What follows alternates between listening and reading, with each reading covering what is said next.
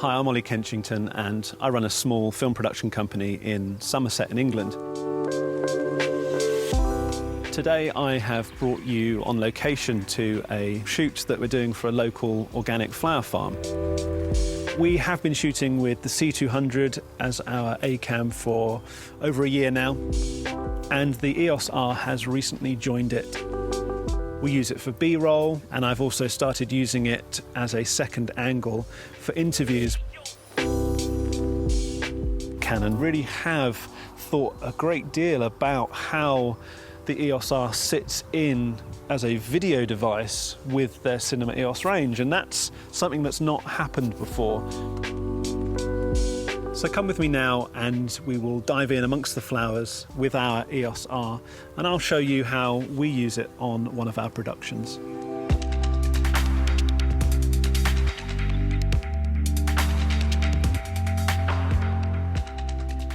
We use mirrorless systems on gimbals all the time, but actually I love stripping them right back to the bare essentials, just a monitor and a hand grip, and using them handheld.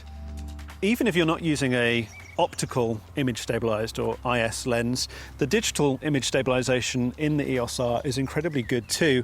And in fact, if you're using both, then the data from the optical stabilization system in the lens actually communicates back to the body and can be enhanced by the digital IS. All that means basically is that this camera, set up for handheld use, is rock steady, and I love shooting this way if I possibly can.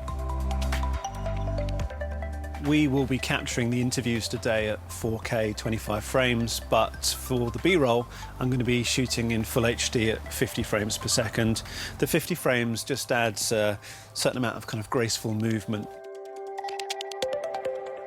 The other thing that I often have wanted with a B-cam, with a small mirrorless system, is good control over manual audio levels with good preamps. And again, the EOSR stepped up in that regard. It's got a separate 3.5mm headphone jack, a separate 3.5mm input. It's good, clean, crisp dialogue. Right now I'm using the older 85mm f1.4. It's one of my favourite lenses. I'd be lost if I couldn't use it. So the included adapter is incredibly useful. But more than that is an optional adapter that has a built-in Vari-ND. That's something I've not seen before, and it allows me to not only use my 85mm f1.4, it allows me to stay at f1.4 and then use the Vari-ND that's built into the barrel of the adapter to adjust my exposure and maintain that aperture. If you've ever used any of Canon's DSLR range, then you will instantly be familiar with the menu system. You can make it understand your way of working. You can program in your quick shortcuts.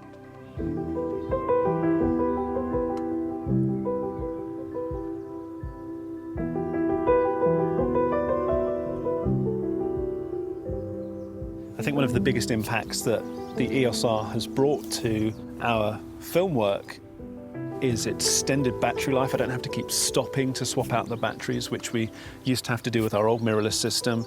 The autofocus is amazing. It allows me to let people walk out of shot or disappear into the distance, and instead of shouting after them, "Hang on, I missed it, can you come back?" I can just tap on them on the screen and just watch as the little box follows them off into the distance. And of course there's also the touch autofocus, the touch drag, so we can also drag around the screen to place the focal point and allow the focal plane to just move and track as we moved our finger across the screen. You know, this is a whole new way of interacting with focus, but it's really effective and it's such a lovely way to work.